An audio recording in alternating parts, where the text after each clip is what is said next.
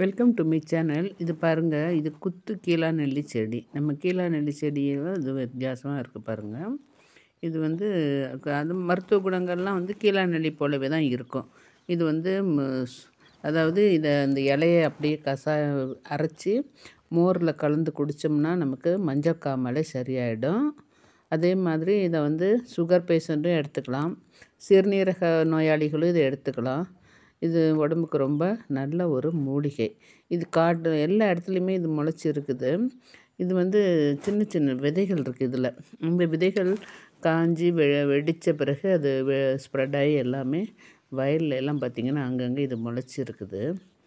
இது வந்து அவ்வளோவா யாரும் யூஸ் பண்ணுறது இல்லை. ஆனால் கீழா நெல்லி யூஸ் பண்ணுறாங்க. அந்த குத்து கீழா நெல்லி வந்து யாருக்கும் தெரியறதில்ல. இதுதான் பார்த்துக்குங்க, இதுதான் குத்து கீழா நெல்லி செடி.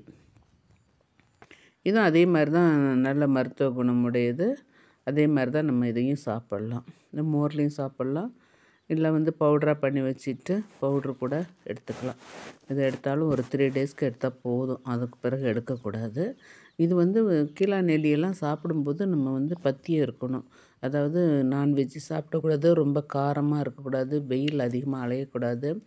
நல்லா மோரில் தான் எடுத்துக்கணும். தயிர் சாதம், மோர் சாதம் சாப்பிட்டுக்கலாம்.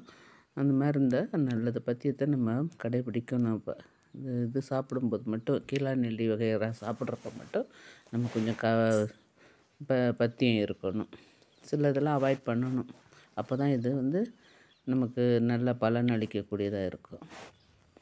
தேங்க்யூ. உங்களுக்கு என்னோடய சேனல் பிடிச்சிச்சா லைக் பண்ணுங்கள், ஷேர் பண்ணுங்கள், சப்ஸ்கிரைப் பண்ணுங்கள்.